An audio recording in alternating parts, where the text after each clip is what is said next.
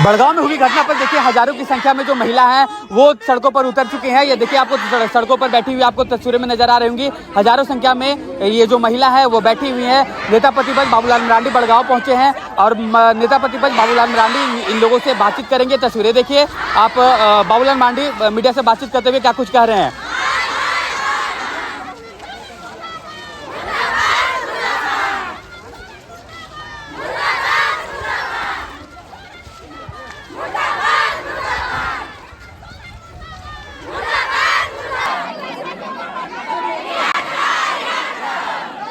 देखिए अभी देख करके तो वास्तव में काफ़ी दर्द हो रहा है। अब उनकी दादी है वो लकवा से ग्रसित है और वो लड़की के वो दादाजी है वो भी बिल्कुल पीड़ित है। मैंने कमाने लायक नहीं। अब 2-3 छोटे छोटे बच्चे। अरे यार, अब कोई भी समझ सकता है कि इस परिवारों का परिवारिश कैसे हो। जिस बच्चे के साथ दुष्कर्म हुआ और मुझे अभी तक कुछ समझ में नहीं आया कि उनको सुधारगिरी में क्यों ले गया गया। अब दूसरा, जिस बच्चे के साथ 2 अगस्त की रात में शौच के लिए निकले और उसी समय से उनको गायब किया गया और घर में रख करके उनके साथ 2 तारीख को रात भर, 3 तारीख को दिन भर और 3 तारीख को रात भर और 4 तारीख को किसी प्रकार से बच्ची सुबह भाग करके निकल आती है और परिवारों को आप बीती कहानी बताती है। जानकारी जो मिली है 3 तारीख को गांव के लोगों ने टंडवा थाना को सूचित कर दिया था कि ऐसा ऐसा बच्ची गायब है। थाना का क्या दायित्व था, प्रशासन का क्या दायित्व था, उसी दिन छापा मार लेता तो मैं नहीं समझता हूं कि शायद इतनी बड़ी और घटनाएं घटती। और मैं तो लोगों से कहता हूं कि हम गांव के रहने वाले हैं। एक ज़माने में हमारे यहाँ तरफ में बहुत चोरी डकैती होता था और कहीं भी चोरी डकैती होता था, कोई नेम्ड उस क्षेत्र के मैंने दागी कोई चोर डकैत होता था, पहले पुलिस उनके घर पहुँचती थी। और इमरोज नाम के लड़का के बारे में जो लोगों ने बताया, पहले भी पॉस्को एक्ट में वो जेल में बंद रहा है, जमानत पर थे। तो जब थाना को इन्फॉर्म किया तो पुलिस प्रशासन का काम था सबसे पहले, जब उसके घर के सामने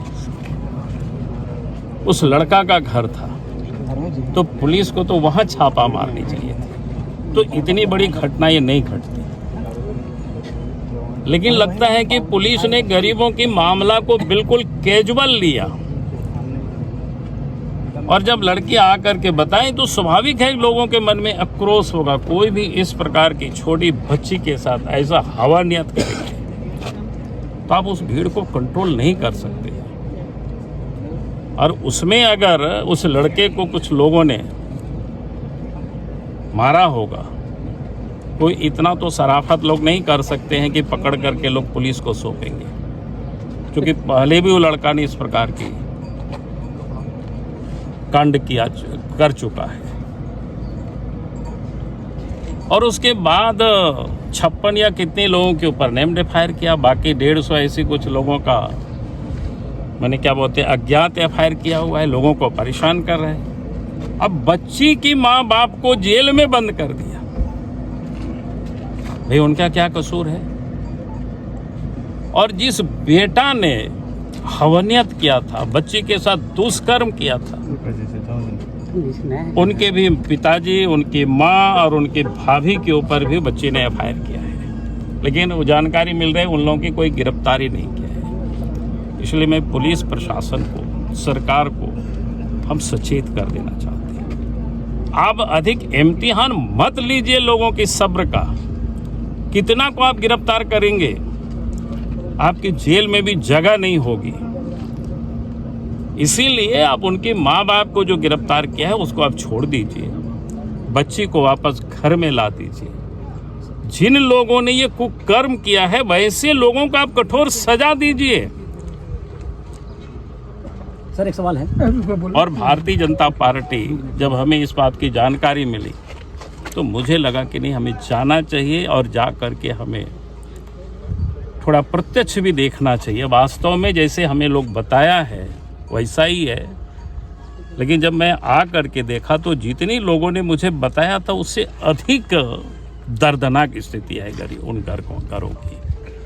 अब छोटे छोटे बच्चे आप सब लोगों के साथ ही मिले, अब इन लोगों को कौन खाना बना के खिलाते होंगे? इतनी छोटी बच्ची जो क्लास 7 में पढ़ रही है, 2 छोटे छोटे बच्चे हैं, दादी उनकी क्या कहते हैं लकवा ग्रस्त है, और उनके दादाजी इतने बुजुर्ग हैं वो कुछ भी नहीं कर सकते, कमाने लायक भी नहीं है। और इसके बाद उनके माँ और क्या बोलते हैं पिता को जेल में बंद कर दिया और बच्ची को सुधार गृह में डाल दिया। ये अजीब है, ऐसा नहीं चलेगी। तो इसलिए हमने कहा कि हम इस परिवार के साथ हैं और इस लड़ाई में पूरी तरह से हमारी पार्टी। कौन पीड़ित परिवार है भाई? ये मुसलमान समाज का वो ऐसा कहाँ आरोप है। पीड़ित परिवार है? एक ही पीड़ित परिवार नहीं, से- उसको आप कैसे पीड़ित कर रहे हैं? हम कह रहे हैं अगर उनके घर में बच्ची को 2 तारीख को से रखा रात में, 3 तारीख को घर में रखा, 3 तारीख को रात में घर में रखा, वो तो पूरे के पूरे परिवार मुजरिम है। अगर घर में रखा, अगर किसी की बेटा किसी की बच्ची को लेकर के इस प्रकार से ला करके दुष्कर्म करते हैं, घर में बंद करते रखते हैं, तो उन्हीं लोगों को थाना को इन्फॉर्म करना चाहिए कि हमारे बच्चा ऐसे ऐसे हमारी बात को नहीं मान रहे, आप उसको गिरफ्तार करिए। अब उसको आप पीड़ित परिवार कहते हैं? नहीं तो कहता हूं वो तो सारे के पूरा परिवार मिल करके ये गुंडागर्दी कर रहे थे। तभी तो किसी एक बच्ची को किसी एक घर में 2 तारीख को रात भर रखा, 3 तारीख को दिन भर रखा और 3 तारीख को रात में भी रखा, और इसके बाद आप कह रहे हैं कि वो पीड़ित परिवार है।